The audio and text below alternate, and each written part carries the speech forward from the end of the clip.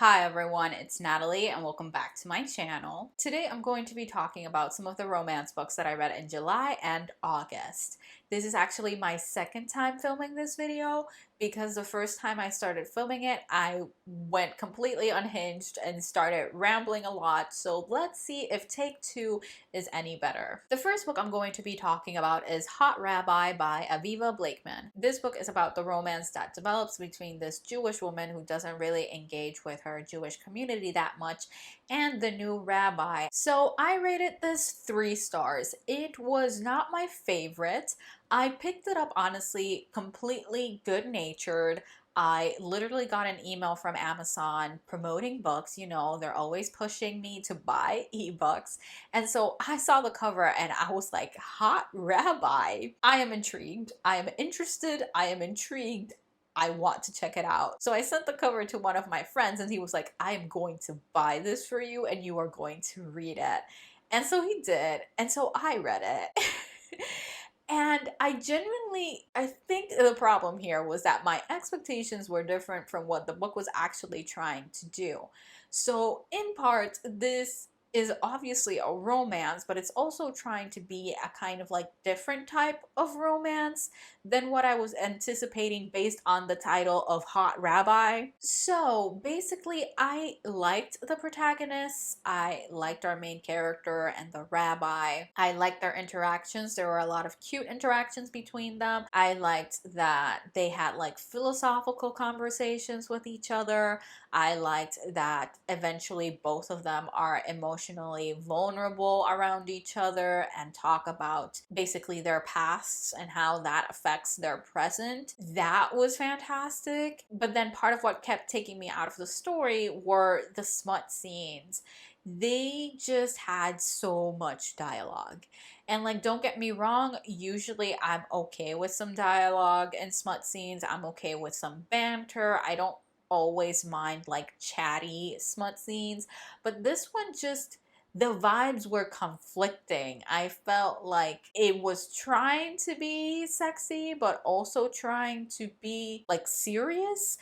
It was just strange. I couldn't figure it out, and so it kept taking me out of the story. And then there were other elements as well in this book that felt like it was trying to do too much, and so I was just left frustrated, like enjoying certain bits but not enjoying others. So overall it was okay. It just took me a while to finish because of the fact that it wasn't exclusively or inherently as straightforward of a romance as I was expecting it to be. The next book I'm going to be talking about is the one that originally started me in my spiral the first time I started filming this video.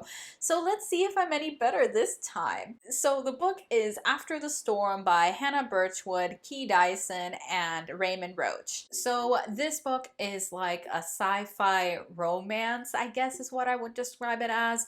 We follow this genetically modified man who is like super large and muscular and strong because of the genetic tweaking, and he used to work in this ship that was full of criminals. And because he's so large, whenever a fight broke out, he was essentially blamed for these disruptions, even though most of the time he was not the party responsible for starting the fight. But regardless, eventually the crew of the ship is disbanded and they are all sent to different ships and are not allowed to communicate with each other after they have joined their new ship. So at this new ship, the protagonist Rich is trying to basically learn completely new social rules because everything that he understood about how the world works wasn't quite right. So we follow him as he transitions into normal life and basically starts a few romances with different people. So I rated this 5 stars. Like, I originally had it as 4.5 stars, but now it's officially 5 stars now that I know that this has a sequel. I really love this book, which honestly should be absurd because this is a 500-page character study focused entirely on Rich dealing with his trauma and falling in love.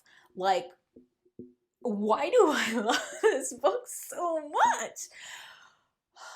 I just think that it's so so good at portraying the ways in which Rich was traumatized by his experience in that ship full of criminals. He has so much unprocessed trauma that is now affecting his daily life, and the way he navigates that is just so beautiful to see.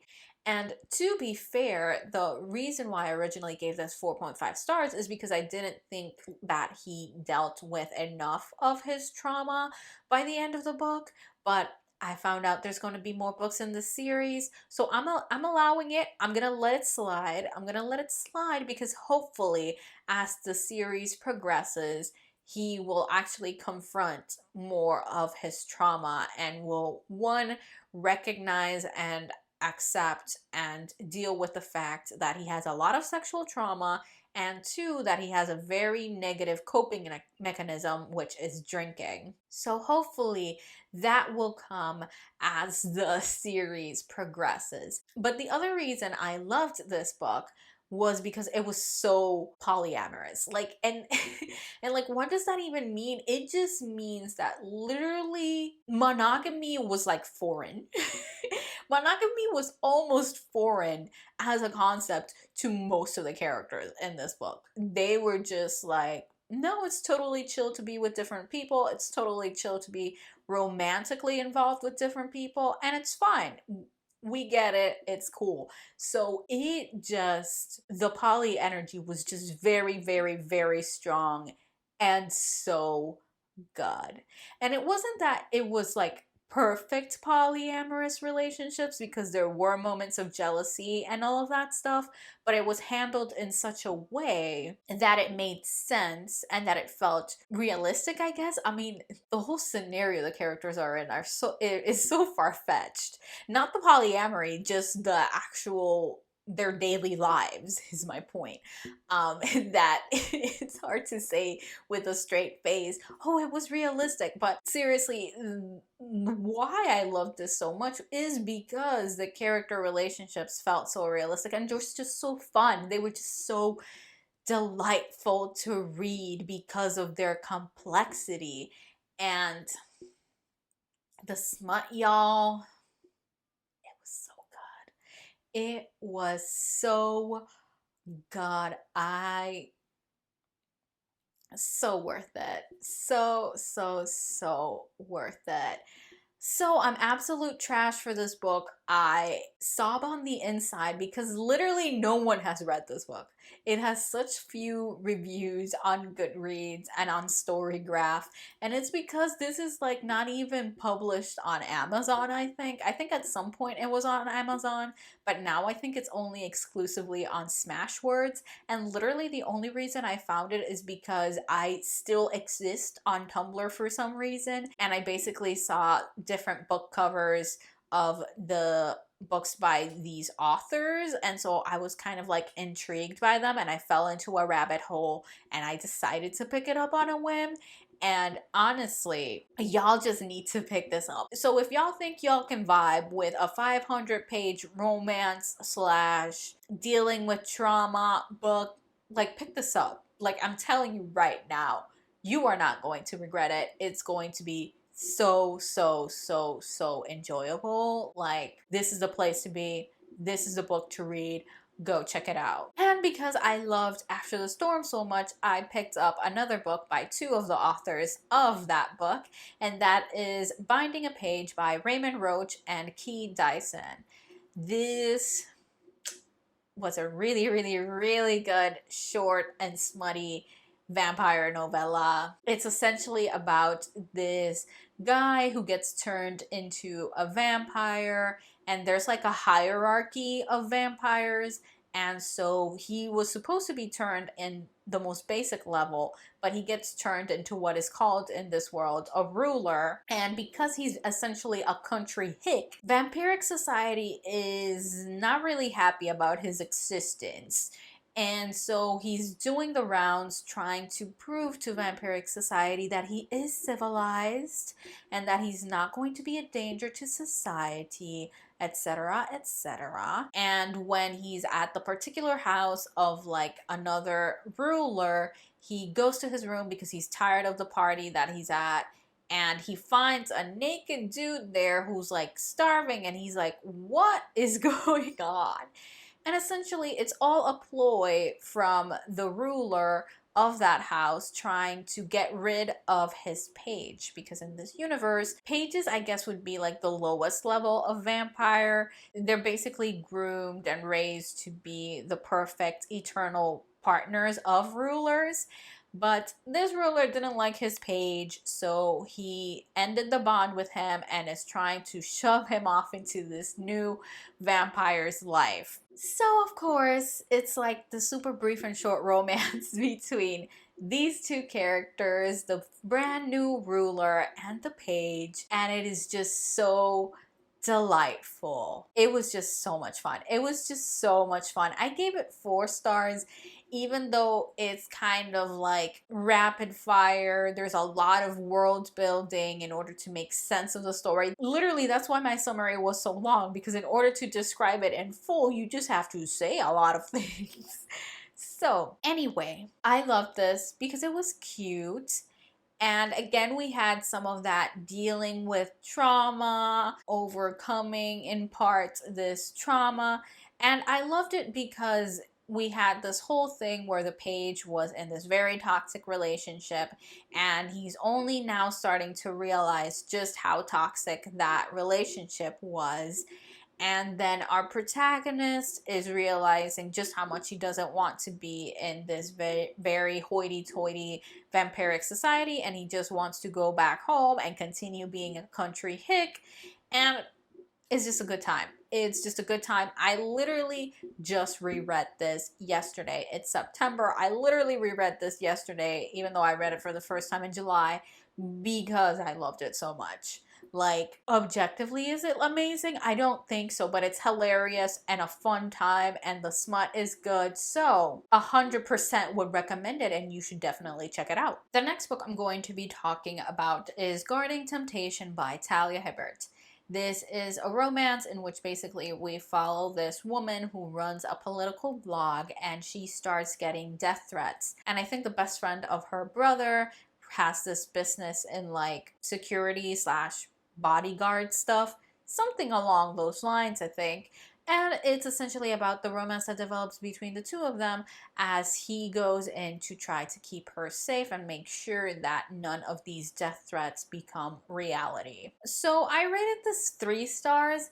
It wasn't really my favorite. Honestly, it was kind of a disappointment.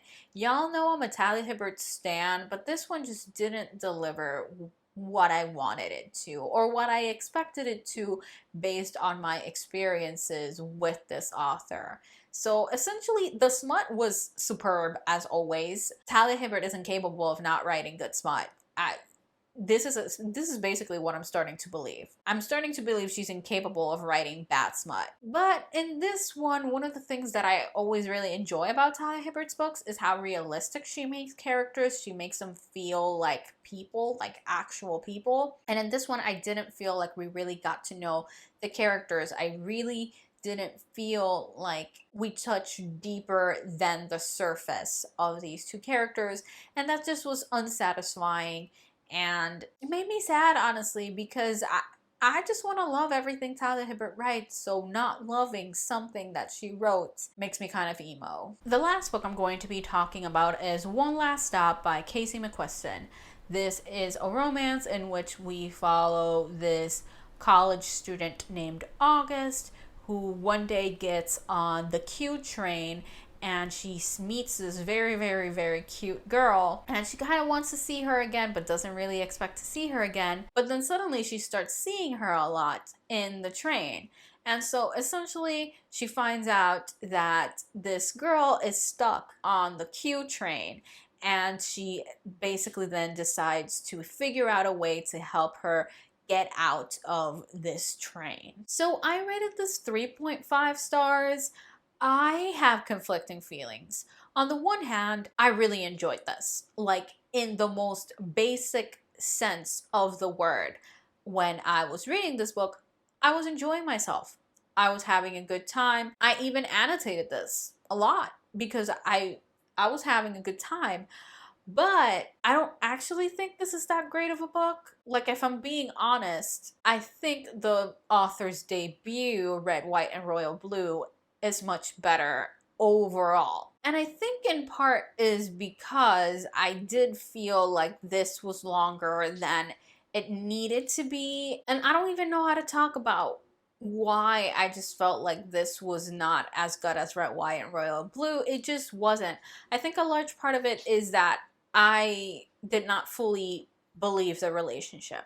I liked the relationship. I thought it was cute. I thought the interactions between August and Jane were adorable, but I didn't feel like we knew Jane. Literally, Jane read like a manic pixie dream girl, and I'm like, that is not what I want out of a sapphic romance. It really, really is not. I violently hated that aspect of this. So it was frustrating. It was just frustrating, like in hindsight. Because again, while I was reading it, I was like, I'm having a good time. But once I finished it, I was kind of like, there's so many ways in which this could have been better. And then another part of it that was frustrating was just how out there August was. Like, it was wild. August's mother and basically the trauma that August has from her childhood because her mother was obsessed with solving the cold case of her missing brother. That was a lot. And it just made August feel like a very unrealistic character, let's just say. And like, yeah, that's the thing. Like, it was just frustrating. It was just frustrating. But I do have to admit that friendships that August develops are very, very cute. I do think her friends are very, very nice, and I like their interactions together. I like how they help her in this process of trying to get Jane out of the Q train. So there were some good things, there were some not so great things, and it just is what it is. So yeah, that's it for today's video. Thank you all so much for watching. If you enjoyed this video, please don't forget to like, comment, and subscribe. If you would like to follow me on any of my social media, I will have the links to that down below in the description. But for now, see you next time.